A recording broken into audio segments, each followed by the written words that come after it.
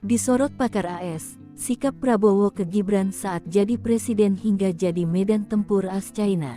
Pakar asing menyoroti sikap Prabowo Subianto kepada Gibran Rakabuming Raka sang wakil serta sikap politiknya di tengah persaingan AS dan China. Paling menarik sikap Prabowo yang berpotensi berseberangan dengan Jokowi, terutama pandangan politik luar negara. Dilansir dari Tribun News, tanggal 1 Maret tahun 2024, dalam artikel Indonesia's 2024 Election and its Implications for US Foreign Policy, pakar AS Wilson Center, Lucas Miers menilai kemenangan Prabowo lebih dari sekedar penting bagi demokrasi Indonesia. Sebab lokasi Jakarta yang strategis di Indo-Pasifik, ukurannya yang besar, dan peran kepemimpinannya yang berkembang di Asia Selatan dan Tenggara memerlukan perhatian AS. Namun, sikap Prabowo tidak sepenuhnya mendukung Jokowi, terutama terkait masalah keamanan, sehingga memberi peluang bagi AS, padahal Indonesia tengah dekat dengan China. Hal itu dibuktikan dengan indikasi kemitraan strategis komprehensif tahun 2023 dan keputusan Prabowo